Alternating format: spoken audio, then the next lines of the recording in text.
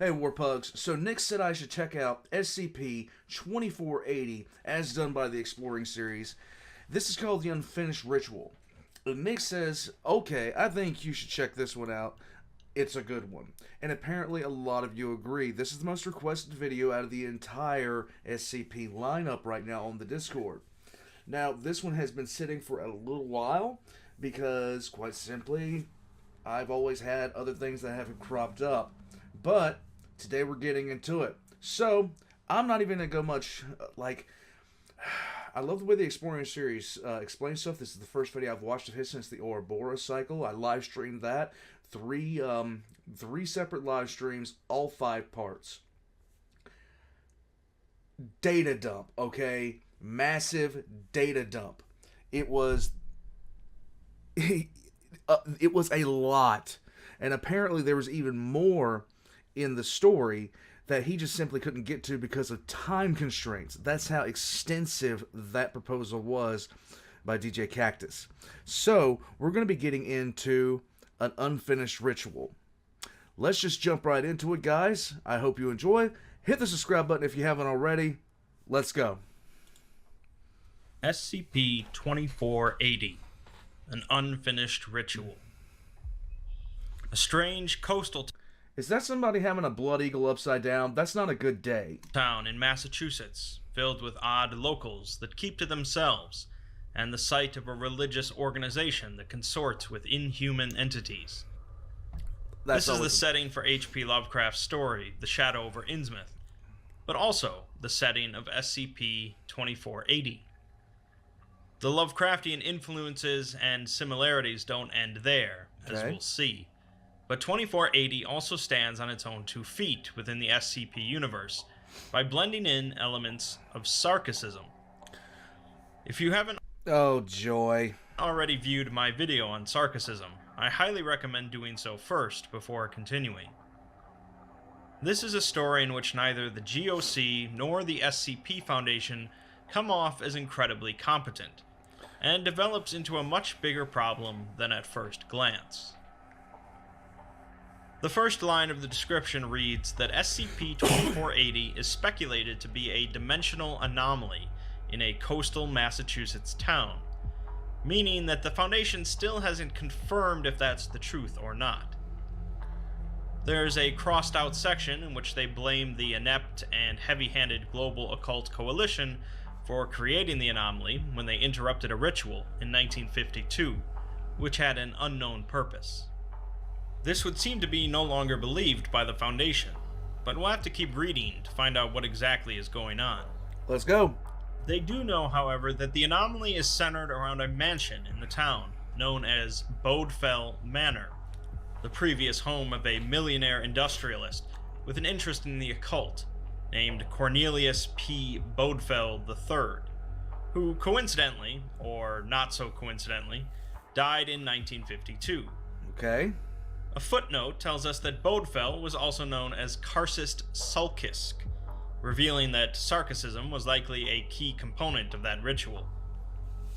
In the later years of his life, Bodefell was the leader of a secret society known as Adytum's Wake, named after the capital of the Sarkic Empire.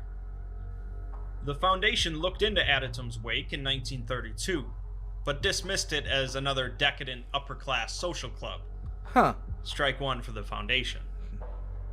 None of the GOC operatives sent to interrupt the ritual in 1952 survived, but the Foundation did investigate one of their nearby safe houses, finding a number of burnt documents related to their mission. Part of one was intact, detailing a humanoid entity known as Grand Karcist Eon, who I'm not okay with this, but seriously, why does this look like Moist Critical? I'm just asking a question. we of course know as the earthly leader of the Sarkic cults. The GOC were clearly not certain of much of their info on Eon, and in fact, with their only known photograph of him, they're unsure if he's the humanoid in the forefront or the manifested face in the background. Despite their uncertainty, though, it was the GOC's mission to assassinate Grand Karcist Eon. Okay. So they must have had reason to believe that he was going to be present at the ritual site. Foundation operatives were alerted to the mission after intercepting a GOC distress broadcast, sending in an investigation team. The team discovered 36 bodies scattered across the mansion, 5 of them being GOC operatives that had shot themselves, the other 31 having been killed through anomalous means, such as implosion, disintegration, and fatal physical reconfiguration. Oh. The Foundation, however, did not find Grand Karcist Eon's body among the deceased, leading them to believe the GOC ultimately failed their mission. They discovered that the mansion was under the effects of some sort of subtle dimensional anomaly, changing room sizes in impossible ways and other similar phenomena, usually only noticeable through sustained viewing or on perception-altering chemicals. So drop asses, go into the house. Have a bad trip. That's just... No. The anomaly is marked as safe. The Foundation gets to laugh at the GOC for being incompetent, and that's that. Oh. What? No, they don't do that right off the cuff. They really don't do that right off the cuff, do they? Am I screwing something up? Of course, that's not that, as the Foundation did their standard investigation into the manor, and that's when things started to spiral out of control. They uncovered numerous journals and photographs that detailed the parties that Addison's Wake had at Bodefell Manor, involving rape, pedophilia, ritual human sacrifice, and cannibalism. All part Can we just burn this bitch down, please? for the course for Sarkics. Guest lists, however, included members of affluent families, respected politicians, leaders of industry, and even those of religious authority. So basically this is Jeff Epstein's Island. SCP universe. It also became clear that this was more than just classic secret society fun, as they uncovered sermon notes and religious scripture, including some sort of religious tome written in an unknown language. A statue in the main hall of the manor depicted an entity with a lion's head and a worm-like body, determined to be a representation of the Demiurge, which we know in the SCP universe as Yaldabaoth, principal deity of Sarkicism. I actually mixed him up at with... the base of the statue, written in... I actually mixed him up with the deity of the broken god, which I'm forever sad about. Greek are the words, "Desire is the measure of all things.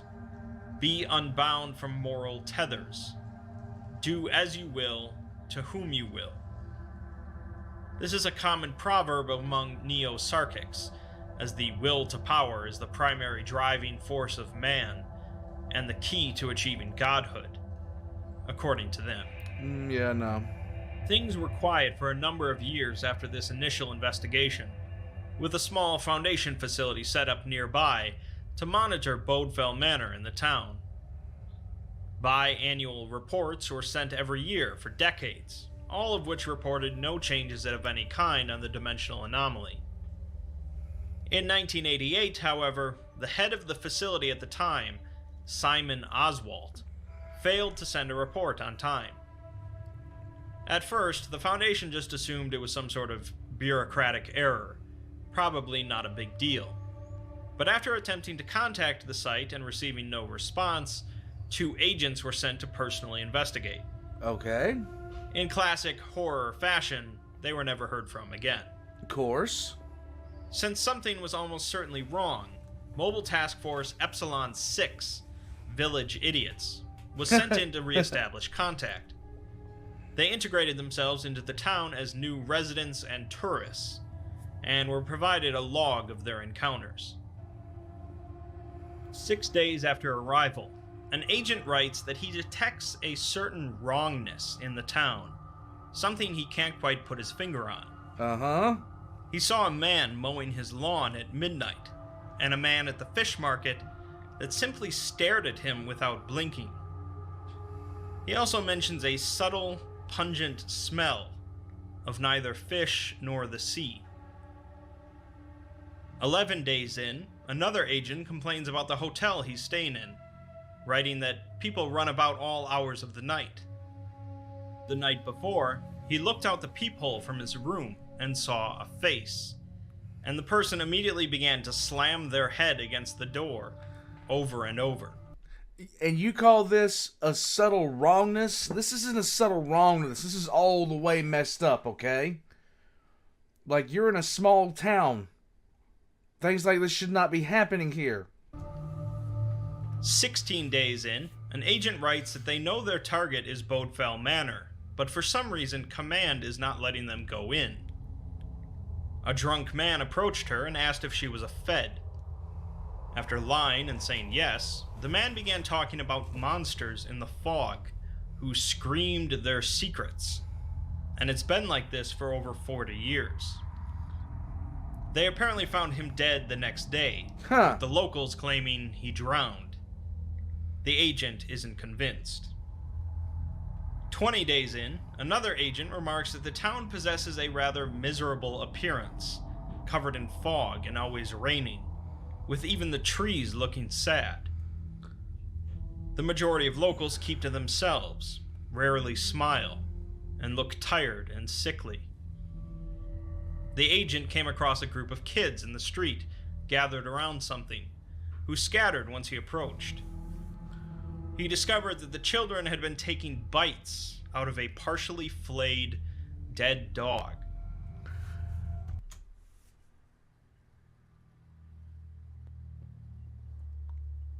What the hell? Come on, man. This is not, no. Like, it's time to call for backup. There's obviously a lot of screwed up things happening here. Like, already, like, I can already tell it's time to call for help. Because whatever's happening here, y'all can't see it. And look, when the kindergarten class is taking bites out of Rover, it's time to stop. 30 days in now, two of the agents went poking around an abandoned building in town, discovering the interior covered in various symbols and gibberish. Nope. They also found a TV that looked like it came from the 50s or 60s, and a set of 4 TV dinner trays with half-eaten meals still sitting there. They caught a glimpse of someone and chased them upstairs, finding no one. One of the agents thinks they were chasing their own shadows, perhaps literally. 7 days later, an agent writes that they haven't heard from one of their fellow agents for 7 days. They went to where he was staying and found all the doors and windows locked, found only the agent's fingerprints, and the TV was still running. It's as if he ceased to exist. Okay, one of your own is gone. 39 days in, another agent recounts his attempts at gaining information from a local dive bar. He conversed with an old fisherman, who began crying about how Bodefell had taken 2 of his sisters and a brother. The agent can't get a straight answer on whether he meant the millionaire or the estate itself. He says the fisherman was delirious by the end of the conversation, going on about how the town has a God-shaped hole in it. Why are you still there? You might remember that phrase from my video on the Hanged King, although I'll leave it to your speculation if that's a meaningful connection. The final log comes from 40 days into the investigation, written by an agent that was having a few beers with a fellow agent at the docks while comparing notes. The other agent said he felt like he was being followed, his eyes bloodshot from lack of sleep. This is the agent that couldn't sleep in his hotel. Suddenly, the agent's eyes go wide as the air begins to smell of a thunderstorm, and in the next instant, he implodes. The agent says that he was killed by some sort of invisible force, turning him into slurry, and he claims to have felt a presence the entire time. He says that it felt like something wanted him to know that it could do that to him as well at any moment. Yeah, no kidding. Fans of Lovecraft's works might find this death similar to Abdul al-Hazred's, who was said to have been devoured by an invisible monster in broad daylight. Uh-huh. A crowd of locals had seen the agent's demise, with some of them smiling, but they simply went on with their routines. Why are you still there? The agent finishes the... This is why people with my with my natural accent do not die in horror movies. Like, we don't die in horror movies like this because we get the hell out. Stuff starts happening like this. I would have been out day 3. I would have been out with the guy headbutting my door. I would have been way out before I saw the kids eating the dog.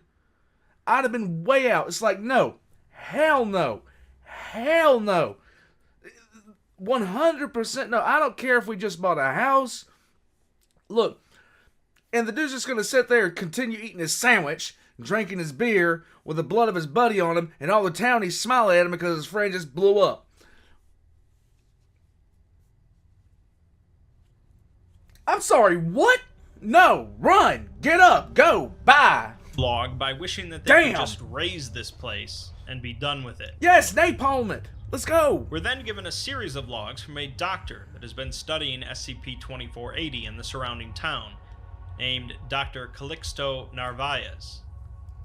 A number of unusual observations have been made regarding the town.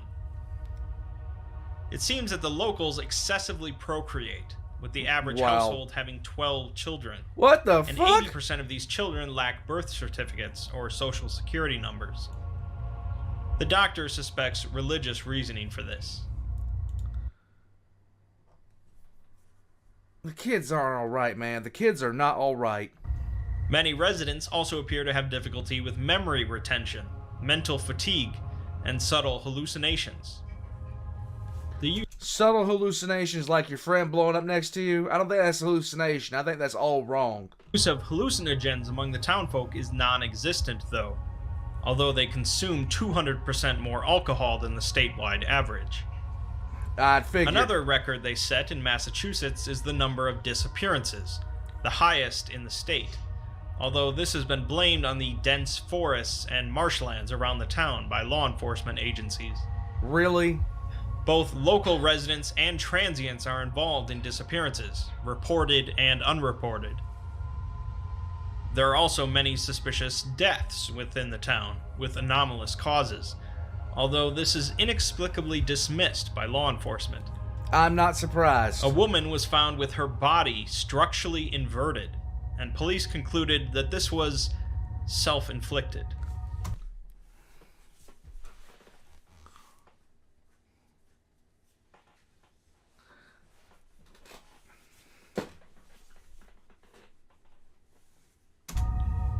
Overall, a general malaise and apathy blankets the local populace, which is pretty clear at this point. The doctor goes on to say that they're dealing with an anomaly that exists beyond their normal human senses. In 1976, he was sent to Brazil to investigate a similar community, and he came across an indigenous tribe in the Amazon that were aware of the anomaly. He discussed things with the tribe's shaman, learning that they commonly referred to entities that lurked beyond human sight as none stand where they do. These entities apparently were responsible for an affliction they called soul sickness, and they blamed it on colonists wounding nature.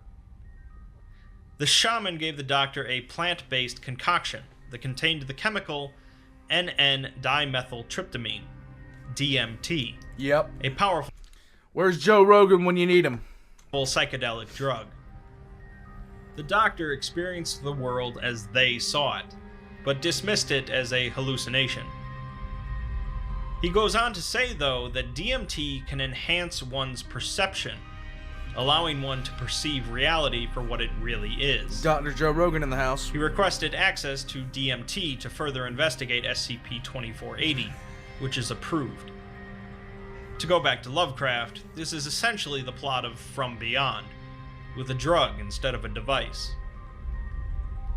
Dr. Narvaez enters the town connected via video and audio to his assistant outside of town, and intends to observe his surroundings before administering the DMT. Either he didn't notice anything unusual, or he was simply impatient, as the next line in the log shows him taking the drug. Uh-huh. He immediately notices colors growing more vivid, and a yellow fog cloaking the town.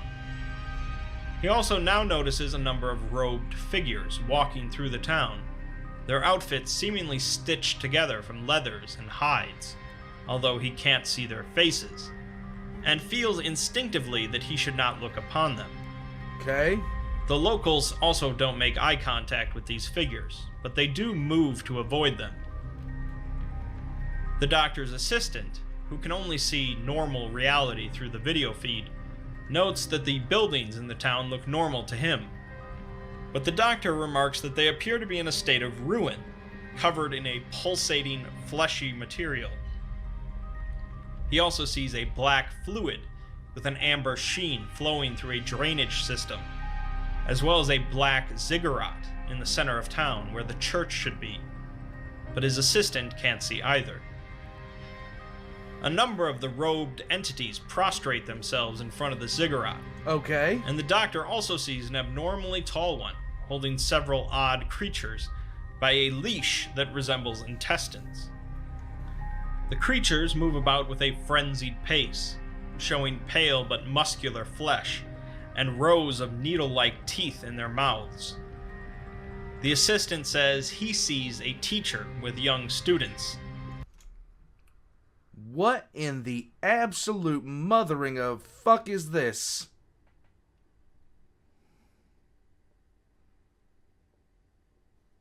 This is like a chaos aberration. And then sees a few of the students bullying another. But the doctor sees the creatures ganging up on the runt of the group and ripping into it with talons. Lovely.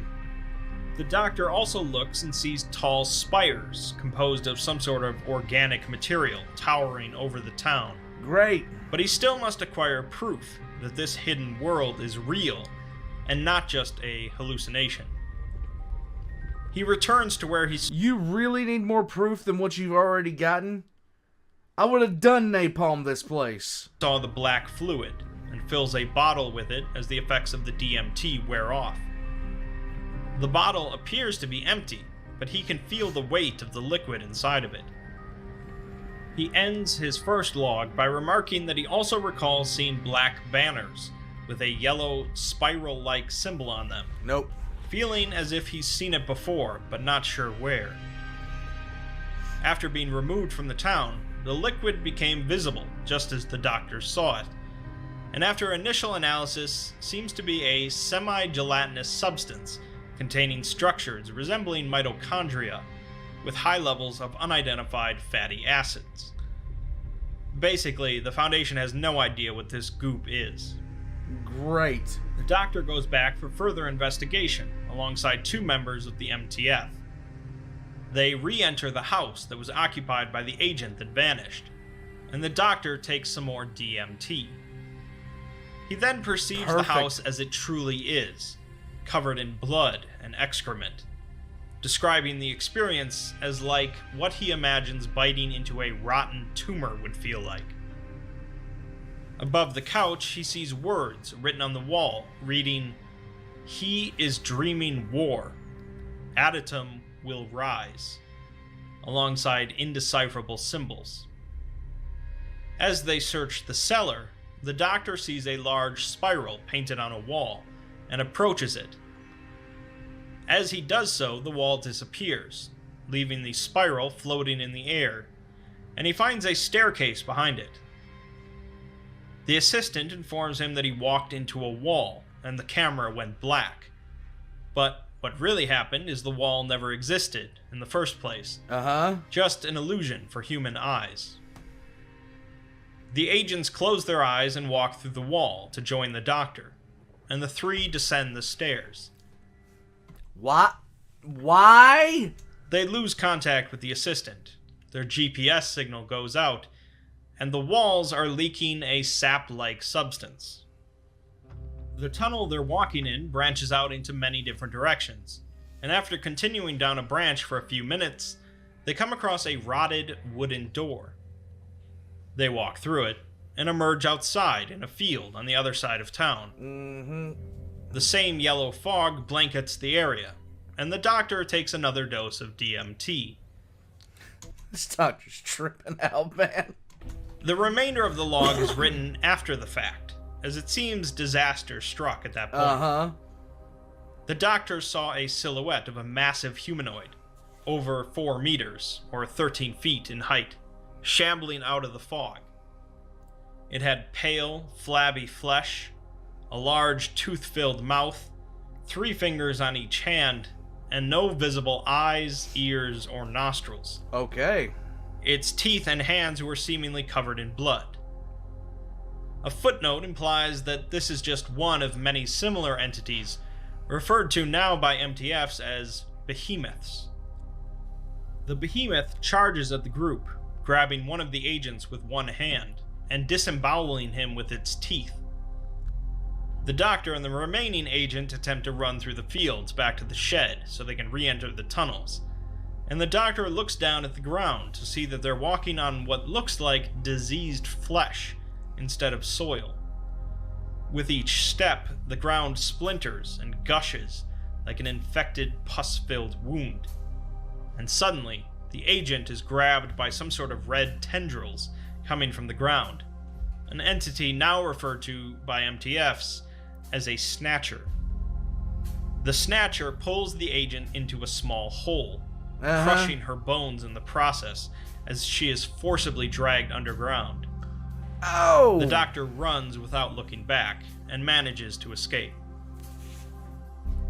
This is clearly a bigger problem than just a weird town. Yeah. And so we're introduced to Project Sitra Akra, Aramaic for Other Side. A letter from an O5 informs us that, left unchecked, SCP-2480 will cause a change in the dominant species of life on the planet by the year 2030. Wait, what? The dimensional anomaly in Massachusetts is allowing some other world to bleed into ours, operating on a different level of perception than our baseline reality. Genetic analysis of these entities has revealed that they are mostly human, but the Foundation has no idea where they came from or what caused humans to change in such a way. Uh-huh. They are able to cloak themselves in a version of our reality, which is what the town resembles to an average person, but their true forms are deeply grotesque. They've named a number of the entities, including behemoths, snatchers, jabberers, and fiends, and the MTFs are capable of killing them. Okay. Although first month survival rate of active duty on 2480 hovers around 55%. Damn, okay. We then learn that Sitra Akra is a joint operation between the SCP Foundation and the GOC, a rare situation where the two groups work together. Yeah. MTF Psi-9, Abyss Gazers, was formed as a joint task force of battalion-level strength, trained in unconventional warfare and the use of heavy artillery, DMT, and counter-occult stratagems. Yeah, I can only imagine how this... I can only imagine how cranked out this team is. It's like, we're gonna go drop a lot of drugs and go play in the forest with artillery. This sounds like an absolutely banging good time. No, it doesn't. It took this super team of elite soldiers 12 years to reclaim Bodefell Manor and the former Foundation facility, and they suffered heavy casualties in the process. They also managed to apprehend the head of that facility, Simon Oswald, and the document claims that this has greatly diminished or possibly neutralized the threat of SCP-2480, Okay. as Oswald was believed to be controlling the entities through pheromones. Wait, what? A vivisection of Oswald revealed the absence of all internal organs except for his brains, lungs, and heart. Kill it with fire. And the pineal gland in his brain was 8 times larger than normal. Kill it with fire. Again, possibly a reference to From Beyond. Oswald seems to suffer no pain from the vivisection, nor does he seem to be affected by it at all. So of course, an interview is done with him. Kill it with He fire! begins by saying that he would prefer to be called Carcist Carvis, and refers to the interviewer as an unwashed one. He goes on to explain that he kept a number of people in town so that they could continue to breed, as fresh materials are always in demand. He was apparently known among the Foundation as a dullard, and so he was the perfect choice for a dead-end position of monitoring SCP-2480. Soon after taking the position, however, he was apparently approached by Grand Carcist Eon, who he says saw his full potential. Uh-huh. His body was altered, and he became fully loyal to the Sarkic cults. The interview is cut short when Oswald threatens to nail the interviewer to the wall and to make him dance like a meat puppet. Kill it with fire! Just go! He then amputates his own arms as he breaks his restraints and squirms along the ground before being restrained again. The final addendum simply reads, on 11/24/2014, anomalies similar to SCP-2480 were reported in Romania. Lovely. Investigation is currently ongoing. There's a lot left unsaid with SCP-2480, in true Lovecraftian fashion, but it's pretty clear that it represents a rather dire threat. Although the document claims that the entity ceased to be a threat once Oswald was captured, they didn't exactly stop the dimensional anomaly, as that existed prior to Oswald's betrayal. Additionally, the fact that other dimensional anomalies just like it are starting to pop up in other places is certainly a very bad sign. The major threat of Sarkicism has often been considered to be 610. SCP-610, the Red Death, but they seem to have many more tricks up their sleeves. If it took 12 years for a super team of operatives to reclaim one site of these anomalies, it's going to be quite a struggle for the Foundation to contain them.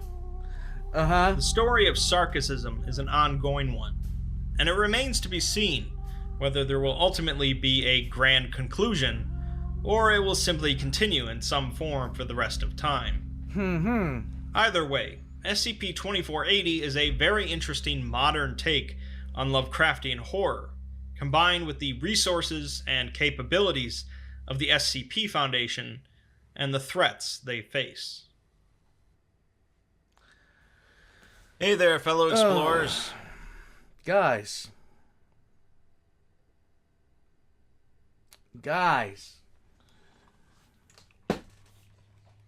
At some point, sometimes I'm just sitting there like, okay, why haven't you nuked this from orbit yet? Just annihilate this from orbit. This cannot be a good sign. Oh my god. Half the time, like, I'm telling you, some of these SCPs that I listen to, I'm just like, oh my god, just get it over with. You know this is bad. You know this is screwed up. Ugh.